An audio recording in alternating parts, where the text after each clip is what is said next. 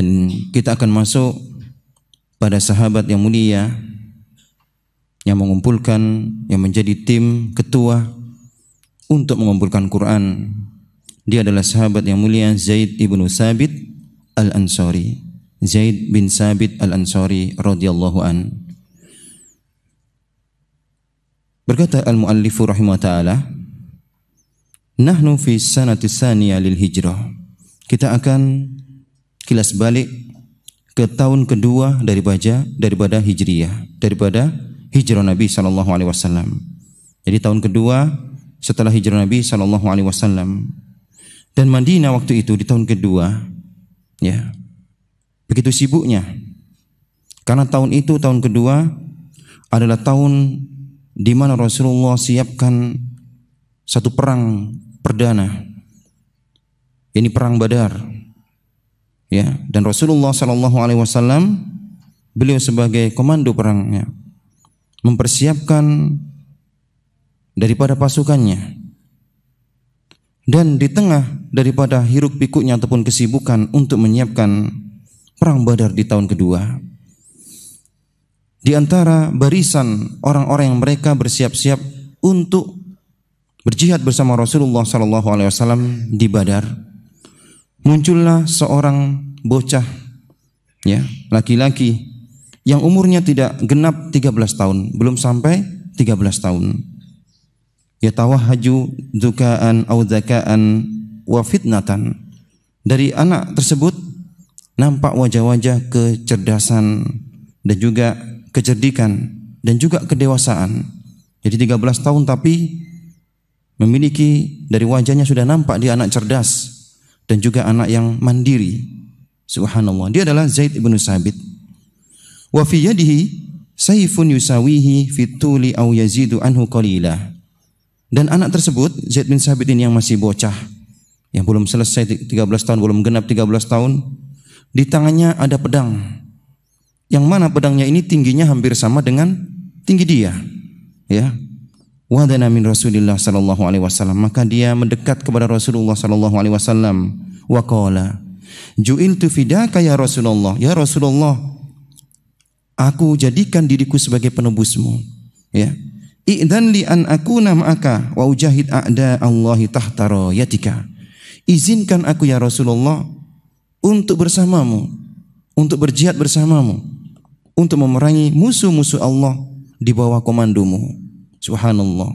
Inilah bocah, ya, yang masih belum genap 13 tahun tapi sudah ada semangat jihad untuk bersama Rasulullah. Fanadhara ilaihi Rasulullah sallallahu alaihi wasallam. Maka Rasulullah melihat anak tersebut nadrata sururin, dengan pandangan yang begitu menakjubkan, dengan pandangan penuh kegembiraan. Warabbat ala katifihi birifkin wawuddin. Dan Rasulullah kemudian menepuk daripada pundak anak tersebut, yakni Zaid bin Sabit, ya, dengan tepukan yang lembut, dengan tepukan yang penuh kasih sayang. Wa tayyaba khatirahu, dan Rasulullah seolah-olah membenarkan apa yang dia inginkan, yang dia katakan. Wa sarfahu li sigari sinni, akan tetapi sungguh sangat disayangkan karena umurnya yang masih kecil, akhirnya dia harus minggir. Dia harus minggir, tidak diizinkan oleh Rasulullah karena umurnya masih kecil. Adal gulamus saghiru yujarjiru sayfahu alal ardi aswana hazinan. Subhanallah, ya.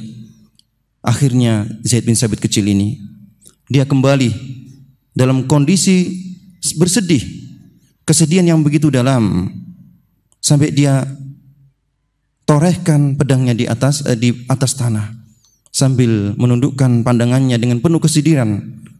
Dia tidak bisa bersama Rasulullah pada peperangan Badar ini. Li'annahu khurima min syarafi suhbati Rasulillah sallallahu alaihi wasallam fi awali ghazwati yaghzuwa. Karena dia kenapa menjadi begitu sedih? Karena tidak diizinkan untuk berperang bersama Rasulullah. Wa adat min waraihi ummuhu, dan tidak hanya itu. Ternyata tidak hanya bocah ini yang sedih. Ternyata di belakang dia ada ibunya yang juga tak kalah sedihnya. Ibu Zaid bernama Nawar bintu Malik. Nawar bintu Malik. Wahya la takillu anhu asan wa husnan. Subhanallah.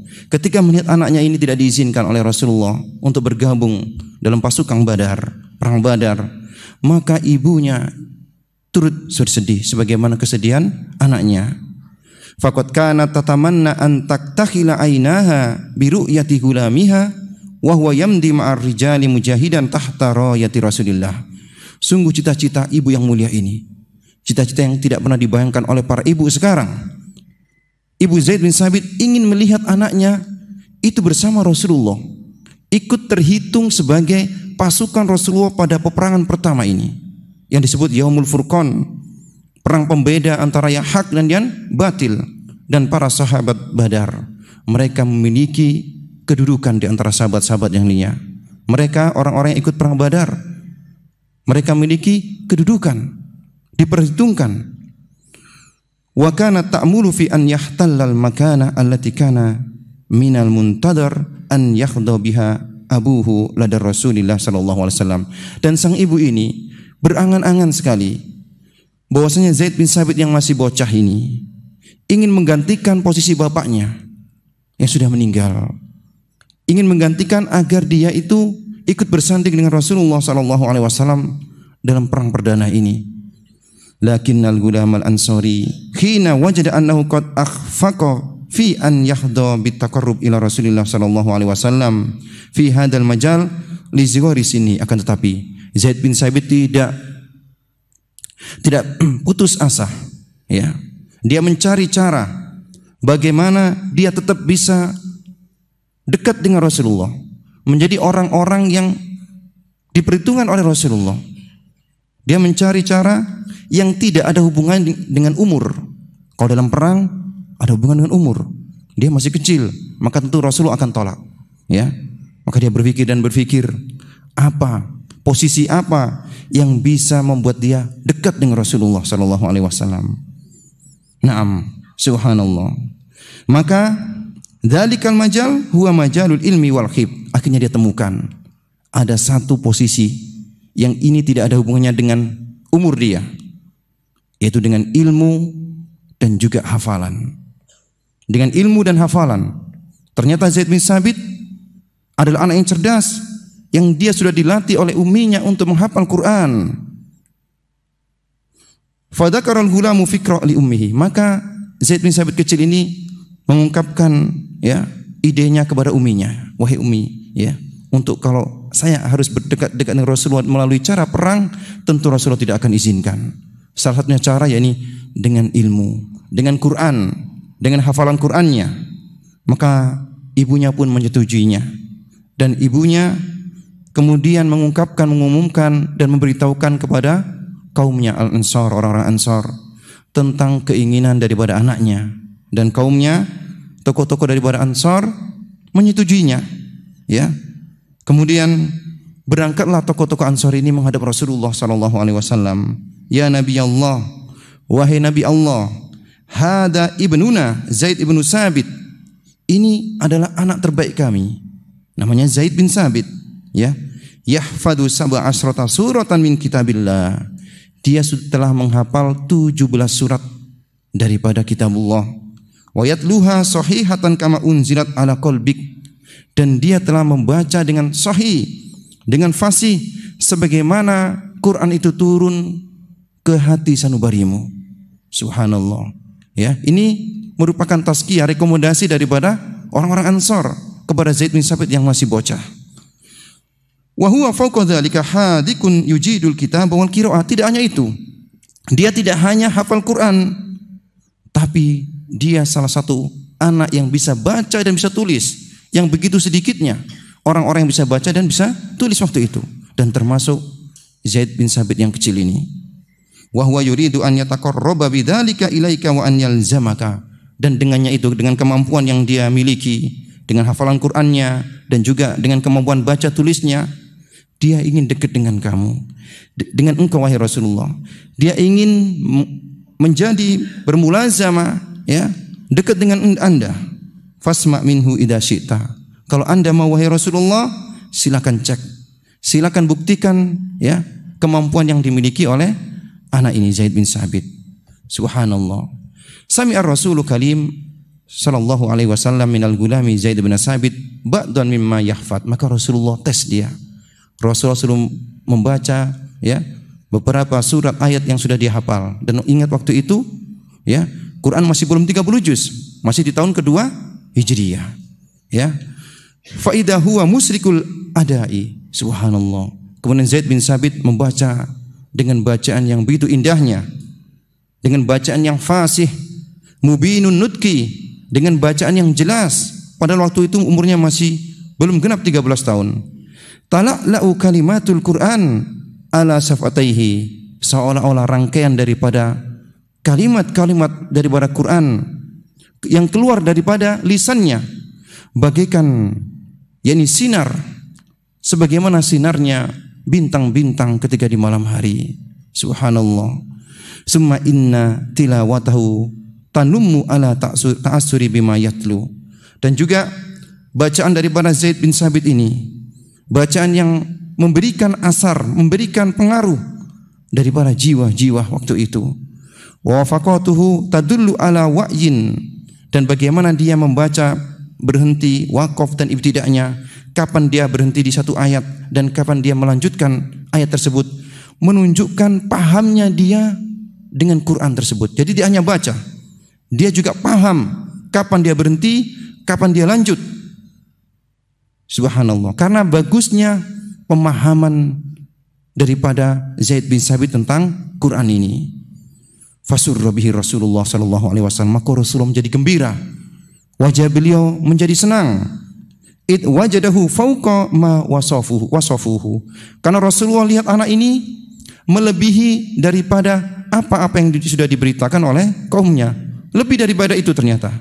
Wazadahu sururan bihi itqanuhu lil kitabah. Dan yang membuat Rasulullah SAW sangat gembira, bagaimana dia membaca dengan itqan, dengan mutkin, dengan fasih. Faltafata ilaihi nabiyul karim, maka Rasulullah SAW ya menoleh kepada Zaid bin Sabit. Ya Zaidu, wahai Zaid, ta'allam li kitabal yahud fa inni la amanuhum ala ma aqul. Wahai Zaid, sekarang coba kamu pelajari bahasa orang-orang Yahudi. Pelajari bahasa orang-orang Yahudi, yakni bahasa Ibrani, ya.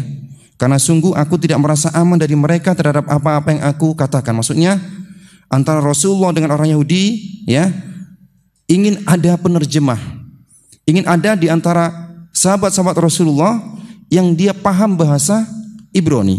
Dan Zaid diperintahkan Rasulullah untuk mempelajari bahasa Ibrani. Faqal, maka berkata Zaid, labbaika ya Rasulullah, ya, saya akan penuhi wahai Rasulullah.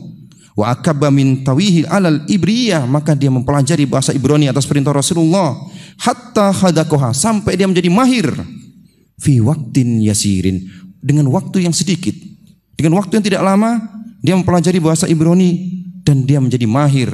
Bukan sekedar ya bisa, akan tapi menjadi mahir baca dan tulis bahasa Ibrani karena kecerdasan yang dia miliki, ya, karena cepatnya dia memahami.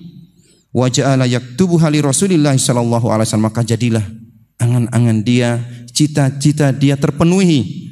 Dia menjadi juru tulis Rasulullah sallallahu alaihi wasallam.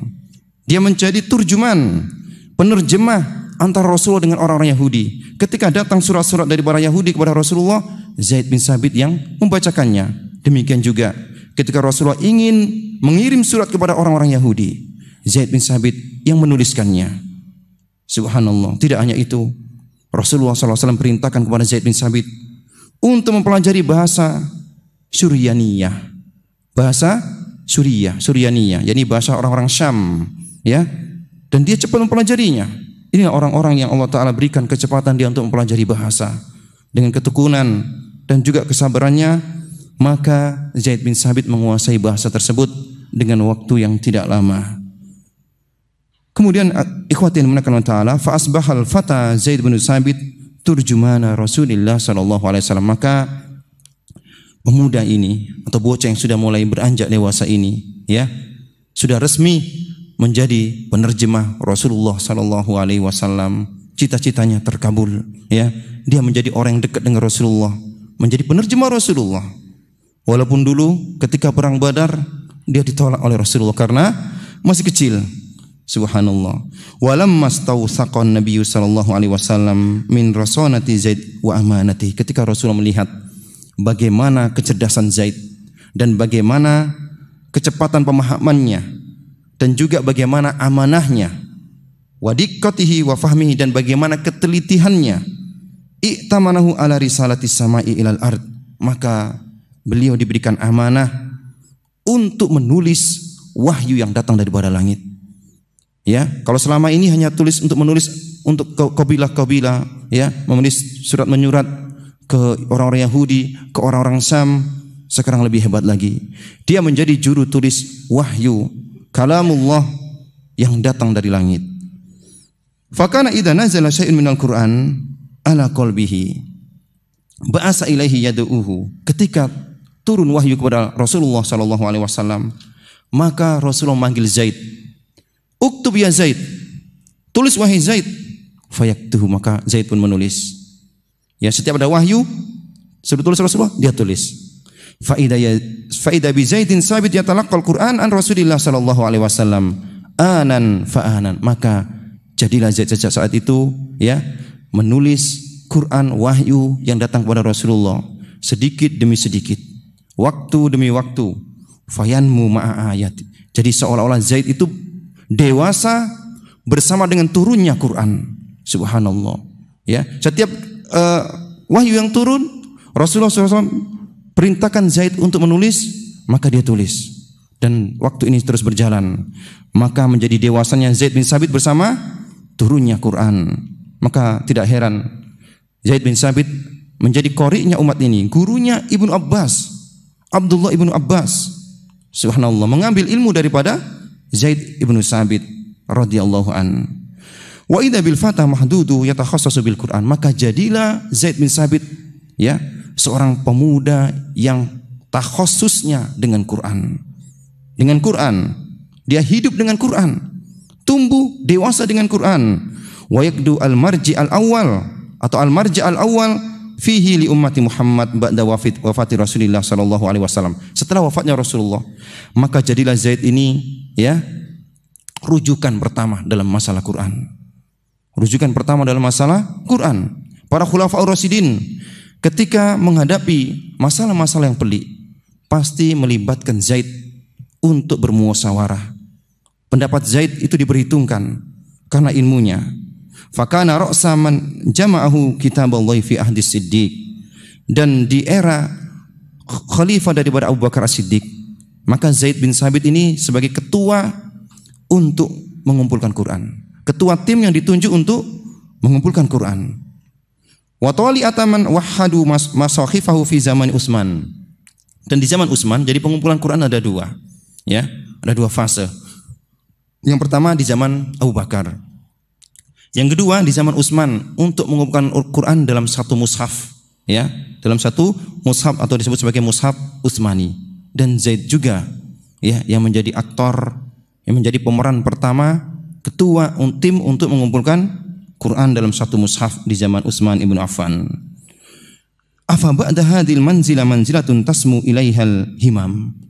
Apakah setelah kedudukan ini ada kedudukan yang lain yang lebih mulia yang dimiliki daripada Zaid? Qad kana min fadlil Quran ala Zaid bin Sabit an anara lahu subulus sawabi fil mawaqifil lati yaharu fiha ulul albabi. Subhanallah. Karena, ya, kemahiran Zaid bin Sabit daripada ilmunya tentang Quran, ya, maka dia seolah-olah menjadi cahaya dari jalan-jalan kebenaran ketika para sahabat menghadapi beberapa masalah-masalah, kesulitan-kesulitan. Maka sungguh Zaid bin Sabit datang bagaikan pemberi cahaya. Wa fi yaumis Sakifah, contohnya ketika di peristiwa Sakifah Bani Sa'idah, ya, ketika Rasulullah SAW wafat dan waktu itu beliau belum dikuburkan, masih dikafani.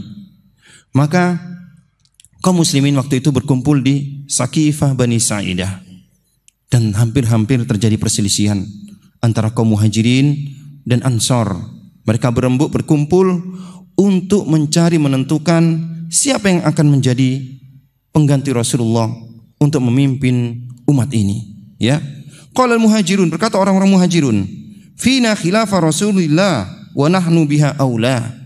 Berkata orang muhajirin, kami yang layak untuk menjadi khilafah, maksudnya menjadi pemimpin, menjadi pengganti Rasulullah untuk memimpin umat, ya. Berkata orang-orang Ansor, bal takunul khilafah fina wa nahnu biha ajdar. Tidak, sungguh yang cocok untuk menjadi pemimpin daripada umat ini dari kami, dari orang-orang Ansor, ya. Wa qala ba'dhumul akhar, dan berkata yang lainnya. Jadi ada 3 pendapat, ya. Bal takunul khilafah fina wa fikum ma'an. Tidak, akan tapi yang cocok menjadi pemimpin dari muhajirin 1, dari kaum Ansor 1. Jadi ada 2 pemimpin. Wa kada tahdusul fitnal kubro, hampir-hampir saja, ya. Karena musyawarah ini tidak menempuhkan jalan, ya, tengah, hampir-hampir terjadi fitnah yang besar di kalangan para sahabat radhiyallahu anhum pada Rasulullah masih belum dikubur, ya. Naam. Kemudian wa kana la budda min kalimatin hasimatin rasyidatin musyrikah. Tentu harus ada satu kata, ya, yang tegas, yang tepat, yang lugas untuk menyelesaikan perselisihan yang ada. Untuk menyelesaikan perselisihan yang ada di waktu itu di Bani Sa'idah, Sakifah Bani Sa'idah. Fantalaqat hadhil kalimah min fami Zaid bin Sabit al-Ansari, dan ternyata kalimat untuk mencegah daripada fitnah yang luas, ya, perselisihan yang luas, keluar daripada mulut seorang sahabat Zaid bin Sabit. Idil tafata ila qaumihi wa qala, karena Zaid bin Sabit ini dari Ansar, dia berkata kepada kaumnya, ya ma'syaral Ansar, wahai orang-orang Ansar, inna Rasulullah kana minal muhajirin. Bahwasanya sudah kita ketahui Rasulullah itu dari kaum muhajirin, orang-orang yang hijrah dari Mekah ke Madinah.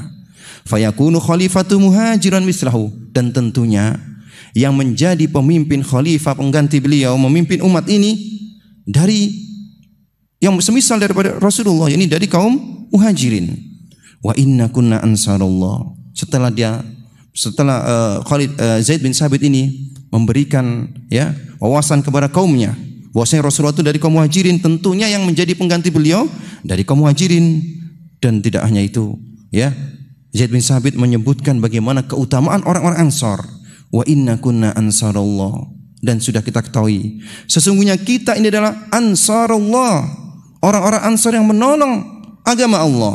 Fanakunu ansaran li khalifatih, tentunya kita juga akan menolong pengganti Rasulullah SAW sebagaimana kita menolong Rasulullah SAW. Ya, summa basata yadahu ila Abi Bakrin, kemudian Zaid bin Sabit memegang tangan Abu Bakar. Wa qala hada khalifatukum fabayi'uhu, ini khalifah kalian, baiatlah. Maka semua membaiatnya. Subhanallah, ya. Ini diantara ide cerdas daripada Zaid bin Sabit, ide yang keluar daripada orang yang selalu bersama Quran, orang yang hidup dengan Quran, orang yang dekat dengan Rasulullah, yakni beliau penulis wahyu Rasulullah sallallahu alaihi wasallam. Wa qad qala Zaid bin Sabit bi fadlil Quran wa tafaqquhi fihi wa tuli mulazamati Rasulillah sallallahu alaihi wasallam mararatan lil muslimin. Jadilah Zaid bin Sabit ikhwah yang dimuliakan Allah taala karena keutamaan dengan Quran, dan tidak hanya itu, karena pahamnya dia dengan Quran. Jadilah Zaid bin Sabit ini seorang orang manarah, ya, menarah untuk kaum muslimin. Yastashiruhu khulafa'uhum, para khalifah-khalifah pasti meminta pendapat Zaid bin Sabit, ya, ketika mereka bermusyawarah. Seluruh khalifah-khalifah, ya, wa yastaftihi ammatuhum fil muskilat, dan orang-orang awamnya pun yang bukan khalifah selalu meminta fatwanya. Wa yarji'una ilaihi fil mawarisi khassah, dan lebih khusus tentang masalah mawaris, masalah faraid, maka Zaidlah, ya, yang menjadi ulamanya. Idlam yakun bainal muslimin idzaka man huwa a'lamu minhu bi ahkamiha wa ahdaku minhu fi kismatiha, karena waktu itu tidak ada yang lebih alim daripada Zaid bin Sabit tentang masalah mawaris, ya, dia jadi ahli dalam bidang faraid, dalam bidang mawaris. Subhanallah. Maka berkata Umar radhiyallahu an, suatu ketika Umar berpidato, ya, di kekhalifahan Umar bin Khattab. Ayyuhan nas, kata Umar, wahai manusia, Man arada an yas'ala anil Qur'an falyati Zaid bin Sabit. Barang siapa ya yang mau bertanya tentang Quran, nih Zaid bin Sabit. Ya, rekomendasi Umar, Zaid bin Sabit masalah Quran, Zaid bin Sabit. Wa man arada an yas'al anil fiqih falyati Mu'ad bin Jabal. Barang siapa yang mau bertanya tentang masalah fikih, Mu'ad bin Jabal. Ya. Wa man arada an yas'al anil mal falyati ilayya. Barang siapa yang mau ya harta, bertanya tentang pembagian harta, pembagiannya, hartanya, maka bertanyalah kepadaku. Bertanya kepada Umar maksudnya. Fa inna Allah azza wa jal ja'alani alaihi waliyan wa lahu qasiman. Dan karena aku telah dipilih oleh Allah Ta'ala menjadi khalifah yang untuk membagi harta-harta ini. Ya, adapun ilmunya tanya Zaid, tanya Mu'ad. Subhanallah. Inilah pidato Umar ya radhiyallahu anhu.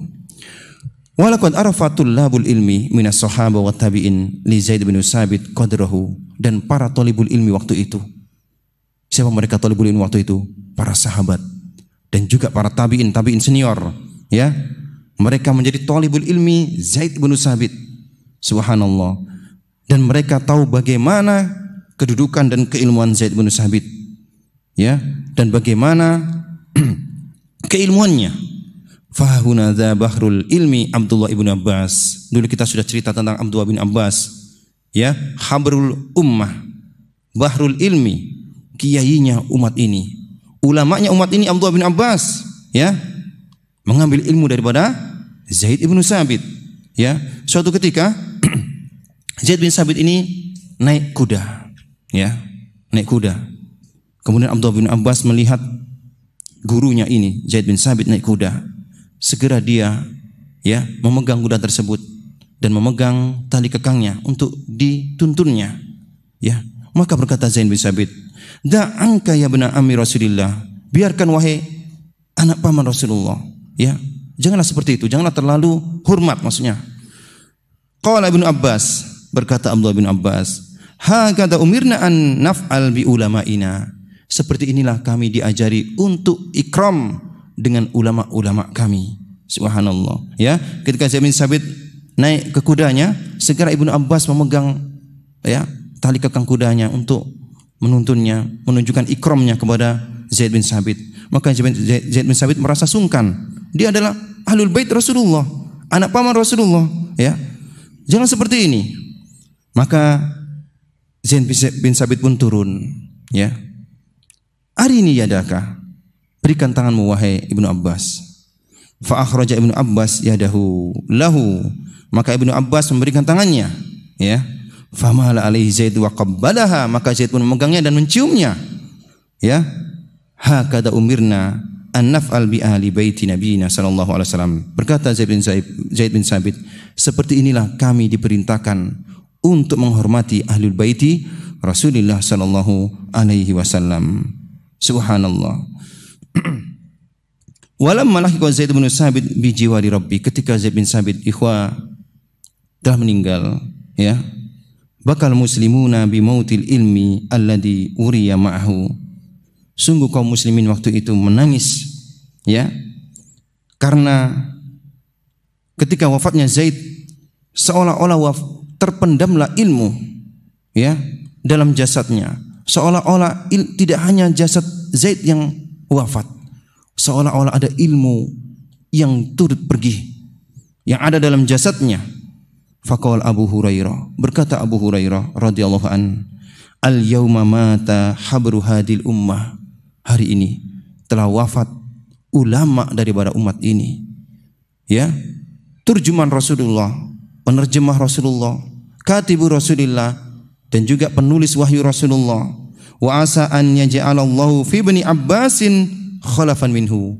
Dan kita berharap Ibnu Abbas yang akan menggantikannya ya. Abu Hurairah mengatakan ketika wafatnya Zaid bin Sabit ya, dia mengharapkan Ibnu Abbas yang menjadi pewaris daripada ilmu Zaid bin Sabit.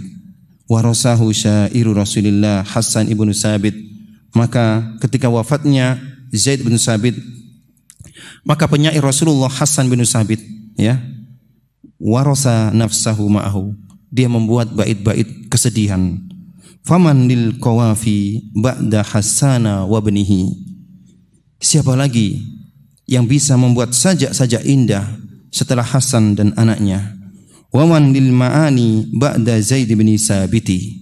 Dan siapa lagi yang bisa mengukir kata-kata mutiara setelah wafatnya Zaid ibnu Sabiti? Subhanallah. Inilah ikhwah yang dimuliakan oleh Ta'ala, salah satu ulama daripada umat ini, gurunya ulama umat ini, gurunya Abdullah ibnu Abbas, yakni Zaid ibnu Sabit radhiyallahu an. Mungkin ini yang bisa kita kisahkan tentang kisah Zaid ibnu Sabit, semoga bermanfaat. Kita cukupkan subhanakallahumma wa bihamdika asyhadu an la ilaha illa anta astaghfiruka wa atubu ilaik. Assalamualaikum